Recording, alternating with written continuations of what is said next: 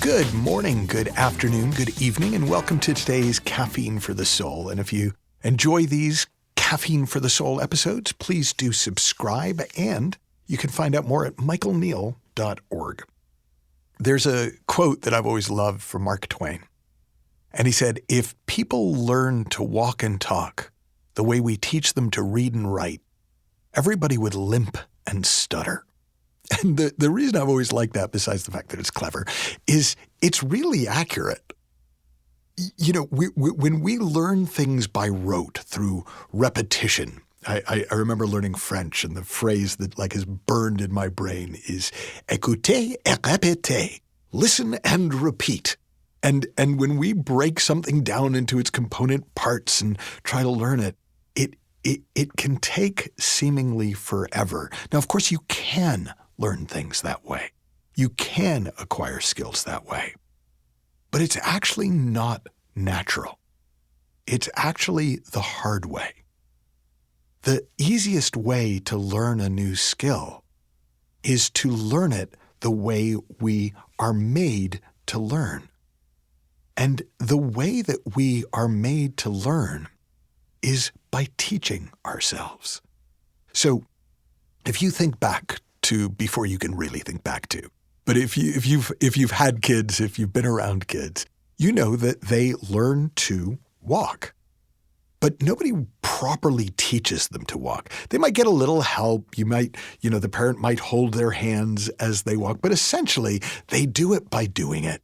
They just do it because they want to get somewhere. They want a cookie, and the cookie's over there, and shuffling won't get them there quick enough. And they look at the tall people around them who can do it on two legs, and they want to learn how to do that. And so there's this element to which, even though they're getting assistance from outside, it's very much their project. You don't really find many kids who I don't want to walk. Why do you keep trying to get me to walk? They want to do it. They have a natural enthusiasm for it.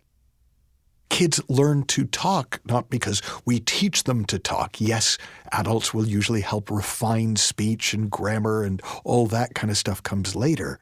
But they talk by making sounds until those sounds become intelligible to the people around them, and they're able to communicate about the cookie that they want or whatever it is that they want, and there's so much delight in the whole process.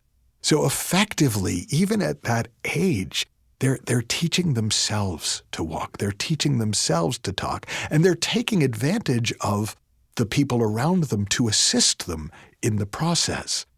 But it's very much their process.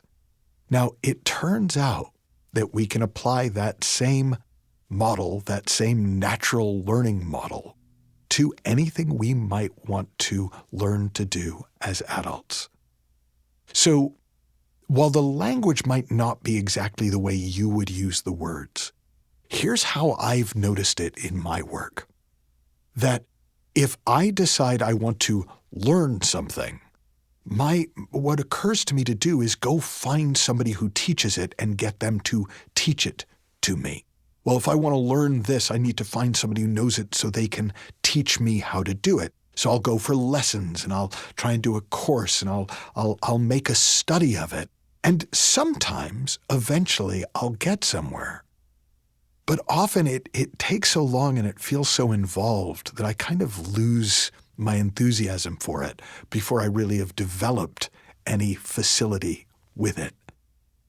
But what I've come to see is that if I decide to teach myself something, it is amazing how quickly I begin to acquire the skill. And, a few things I've done over the years. A couple of years ago, as a project for one of our Creating the Impossible courses, I decided I wanted to teach myself enough Spanish so that I could teach a class in Spanish. And in fact, you can find online, if you go to Una Introducción a los Tres Principios, you can find, you can also just find it on my YouTube channel.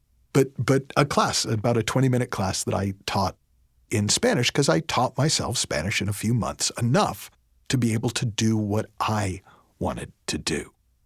At a certain point, made a transition from trying to learn how to play golf to teaching myself to play golf. And just that shift in focus from looking for somebody else who knew how to do it to teach me to working out how to do it and using coaches and mentors and other people who were experts to assist me in my process of teaching myself how to do it. I learned so much quicker. I made more progress in a few months of teaching myself golf than I had in a few years of trying to learn it. We did an experiment in a program that I was running called The Subtle Art of Trying Shit, where I invited each person to teach themselves a new skill in 10 days, just to a level where they could do something with it. And so there were people who taught themselves to write poems. I taught myself to draw a bear. That was what I decided. There was somebody else who taught themselves enough of a language to go out to dinner and order in that language. And here's my best understanding of why teaching yourself works so much better than trying to learn. Not only is it natural to teach yourself a skill as opposed to try and take it in and learn it and memorize and repeat and do it that way. But when we're teaching ourselves, we have a real proof is in the pudding kind of an attitude. I've always loved when I was a kid, we lived near an armory. And it was like a museum of armor throughout the ages. So there were all these old, knights in shining armor type armor. And there was an example in the museum of bulletproof armor. And what they would do is they would literally shoot a bullet at the armor, and the dent in the armor was proof that the bullet couldn't penetrate it. So it was the original meaning of bulletproof. And so the proof is in the pudding always seemed a little odd to me because I could just imagine people shooting pudding and the pudding going everywhere. But what it really points to, the phrase is actually the proof of the pudding is in the eating. So it works because it works. There's no other, it's not because you did it right. It's because it tastes good.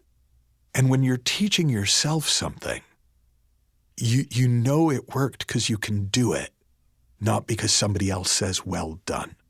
So here's the game, if you want to play a game with this, is choose a skill that you're going to teach yourself in the next week or two. Not something that you're going to master.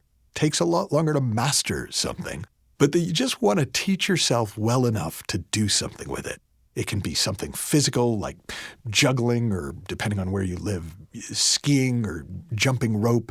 It can be something more artistic, like playing a song on an instrument, or it can be something sporty. But whatever it is that you would love to be able to do, and the project is teach yourself to do it, and notice how differently you approach it when your job is to teach yourself to do it than if you set out to get somebody else to teach you so that you could passively learn.